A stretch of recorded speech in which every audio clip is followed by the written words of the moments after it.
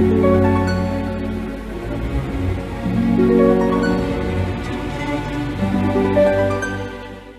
Gemini, saya dengan Madam Aza. Kita bacakan sekarang kartu tarotnya. Yang pertama adalah untuk karir Gemini.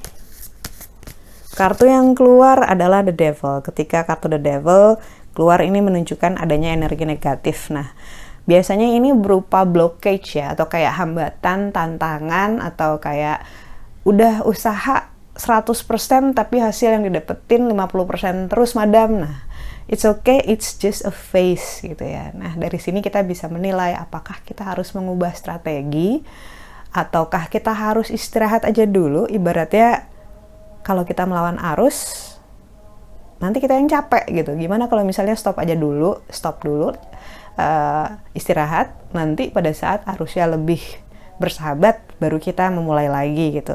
Kartu The Devil ini menunjukkan bahwa kita perlu mengamati langkah kita sendiri, situasi yang ada di sekeliling kita, perlu ada penyelarasan dari upaya-upaya kita sendiri gitu.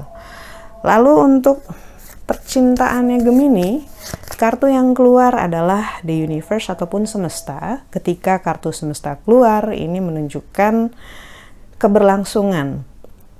Kemungkinan ini ada hubungan dengan orang di masa lalu yang akan berhubungan kembali atau akan datang kembali. Saya nggak bilang cinta lama bersemi kembali ya, CLBK, tapi lebih kayak ada koneksi.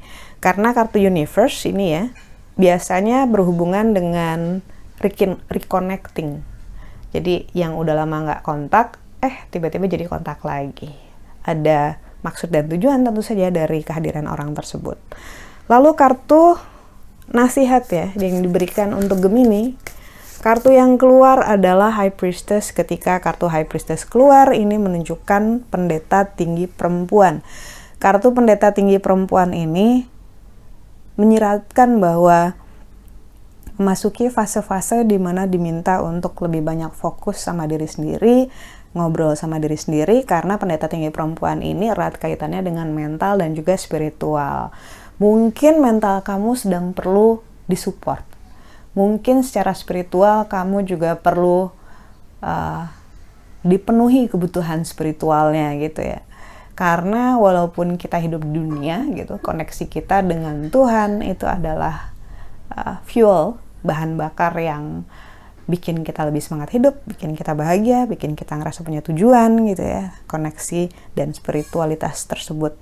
Nah, kartu High Priestess ini bilang, cobalah investasikan waktu untuk dirimu sendiri, mulai dari olahraga, istirahat yang cukup, beribadah gitu, dan mencari ke dalam dirimu sendiri apa sih yang bisa bikin kamu lebih bahagia, apa yang bisa bikin langkahmu lebih ringan. Dan kalau menurut saya, salah satu efek dari High Priestess ataupun mengelola diri kita sendiri secara fisik, secara mental, secara spiritual adalah meningkatkan keberuntungan. Karena pada saat kita harmoni, kita selaras dengan keinginan Tuhan dan doa-doa kita selaras dengan hal-hal yang baik buat kita, insya Allah yang namanya tanda kutip keberuntungan, luck, itu akan banyak.